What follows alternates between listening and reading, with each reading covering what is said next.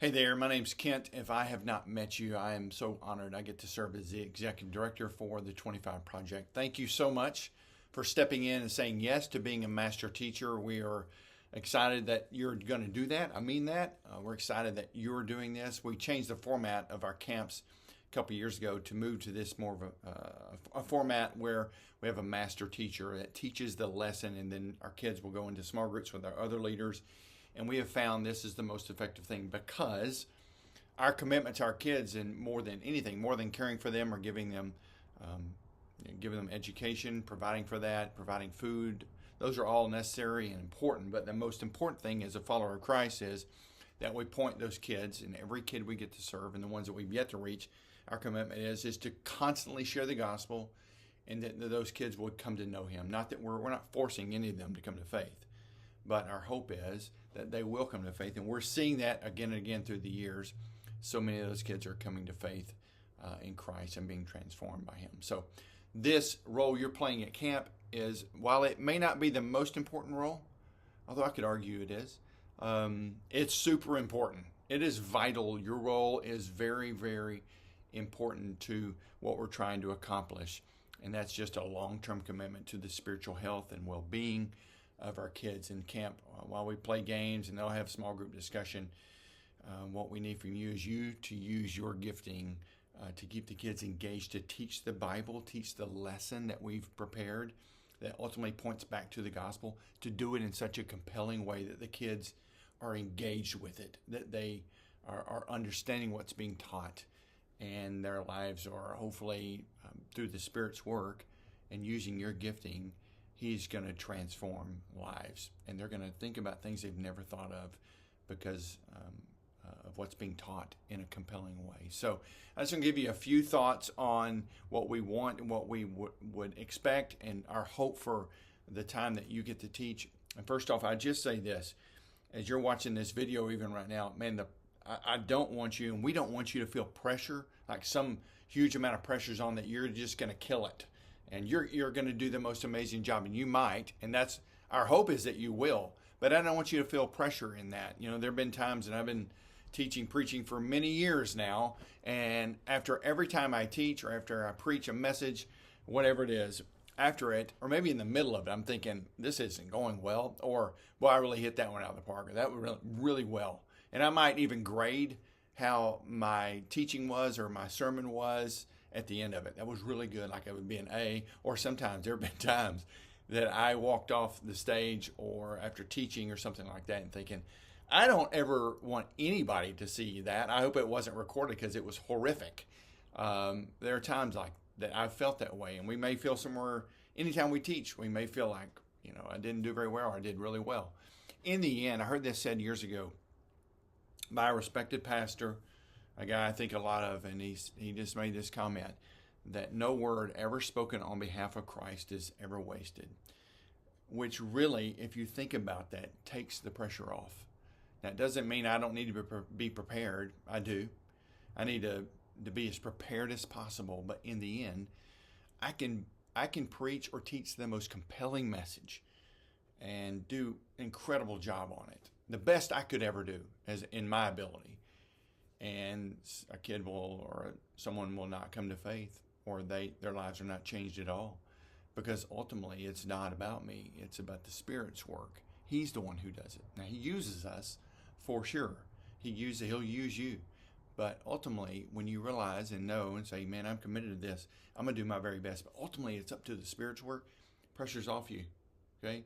So we're not looking over and going, oh, you didn't do very well. Just as you think about this and you think about serving in this particular role, know the pressure's off you. But don't come into this.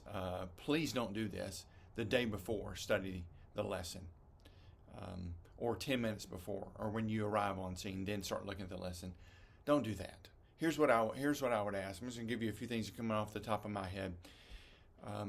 I think with kids, you've got to be as compelling and interactive and excited and enthusiastic. Let them, even though you don't speak their language, you're going to teach in English. Most likely, you're going to speak in English, right? You're going to teach this in English. They don't understand. Most of them will not understand what you're saying. but they'll see your body language, they'll see your excitement, and because of that, they're going to be more in tune with you. They're going to want to go, what is this guy talking about? What is she saying? So be interactive, be enthusiastic, be as excited as you can. And I model that out in the teaching videos, and you'll probably do better than I have done in those. So that'd be great.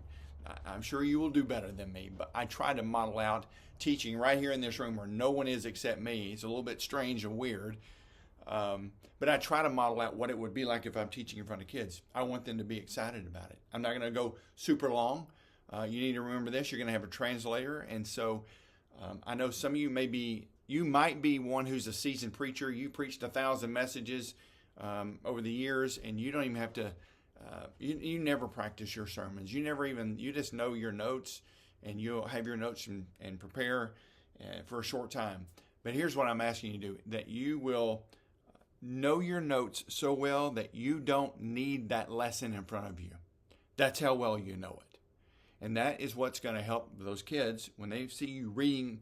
They see you reading your teaching, man, they're checked out. I've seen that too many times. You've got to be compelling in a way and get them engaged so you know where you're going after each point. And you're working with a translator. So some of us, that's a really good time because after a sentence or two, it gives you time to collect your thoughts as the translator is speaking. For some of us who teach a lot, that's almost, it's distracting to me sometimes because I have to slow down. I've got a thought in my head and I don't want to stop. But they're not understanding, so I've got to stop and pause and let the translator, let them translate and let them speak. Also, something I have struggled with because I'm a fast talker when I'm teaching, especially if I know where I'm going. I want to get it. I want to talk. The translators, while they're good, some of them are better than others, and you'll have to learn that with them. Some of them may struggle. You may need to slow down in your speech because some of them may have trouble hearing you, and they've got to process and then translate that. So be aware of that. But the main thing I want from this part of this right here that I want you to know is I want you to know what you're teaching so well that you don't even need the notes. That means you're probably going to need to practice it and go over it and go over it again and again and again. And so that's my hope. That's what I really want you to know and be comfortable with. Let me see what else. I did make a few notes here. Be cautious with jokes and illustrations. So you've got the notes that I've written. I've written those lessons, and I think they're good, and I think there's some good illustrations in there, but you make it your own. Now, don't change the teaching material, but you can make it your own. Put in some personal stories in there, some illustrations that you could share from personal experience. Don't change the material again, but you may have some things like, man, I could add a story here. Man, do that. If you have a question about it, about something that you might want to throw in there, just reach out to us. And here's why I would say that. We formed the lesson, we combine them because after you teach, you're going to go to a small group. The kids are going to go to a small group led by your team members with questions about what you've already taught that was in the lesson. So we need you to stick primarily to what is written in that lesson plan or in that teaching or at whatever the sermon script that I've given you. Stick to that for the most part and allow the discussion leaders in those groups to not have to figure out what in the world he said this, but it's in the notes it said this. Don't do that, okay? So if you have a question, please reach out. The other thing that for some of us this can be an issue, it is with me sometimes, do your best to cover it in a timely way. Look, if you're engaging and you can tell the kids are with you, I would never have a problem with you going longer than maybe what would be expected if the kids are engaged. But let's try and keep that teaching time, cover it as quickly as you can, but in a way that they're with you and it's compelling and it's interactive and they're not bored. If they're falling asleep, then you've got to do something to wake them up. And don't be afraid to say, hey guys, look at me. I don't want to lose you. Hey, look at me, listen to me. Guys, look at me right now. Call them out on that so that they're listening. The last thing I think probably is to pray about this before you go into it. This is a vital role. Like I said, maybe not the most important role, but man, it is a super important role. And so pray about your teaching and pray for the kids before you ever get there. And then the day of, just know your material and ask God to bring clarity to your mind and give you wisdom as you teach and as they break into small groups. This is the reason we do this, is that these kids would know Christ and grow in Him. And that's why we do these camps. It's primarily, yes, to let them have fun, get away, but we want them to know Jesus and be transformed by Him. So thank you so much for serving in this role. You're going to do amazing, incredible. I'm convinced of that. I know you will. And please reach out if you have any questions at all. We're here to help and serve, and just super grateful that you're serving in this role. So thanks so much.